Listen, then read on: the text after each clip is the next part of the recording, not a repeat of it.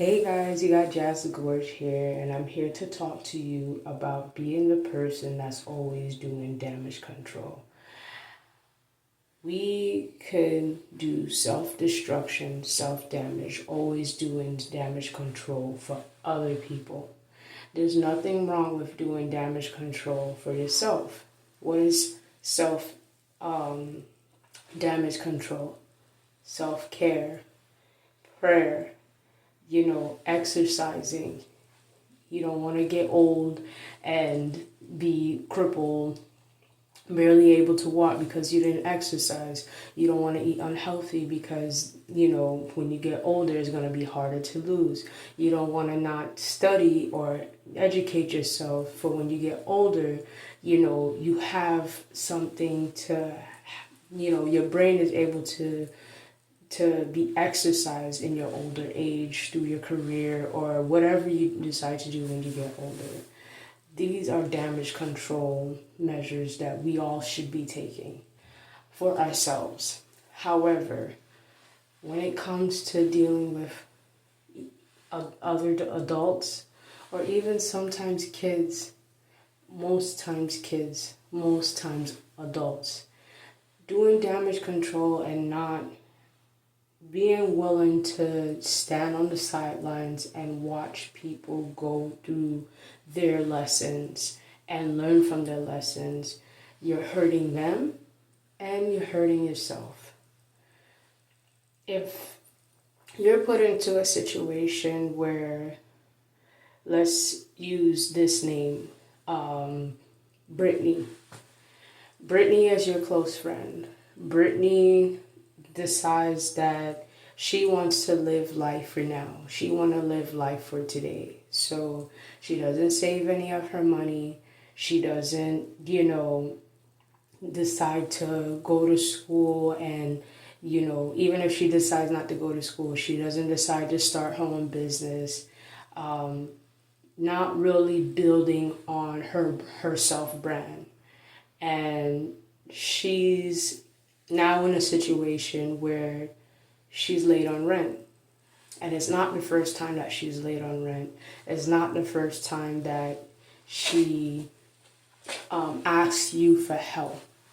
Now, when it's the first time, of course, you want to be that friend to show up and help for that time. However, that help should never be, oh, I'm just going to give you the money, don't worry about paying me back.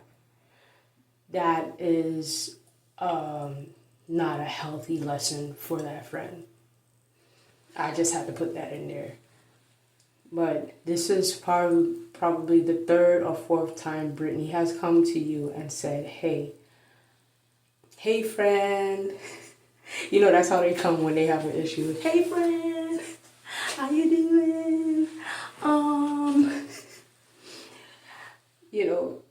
They're coming to you with yes, I need help, and you helped me out before and I understand. They put the guilt trip in there and they lay it on you. I need so and so amount before I get kicked out of my apartment, or before I get before I lose my car, or whatever the scenario is.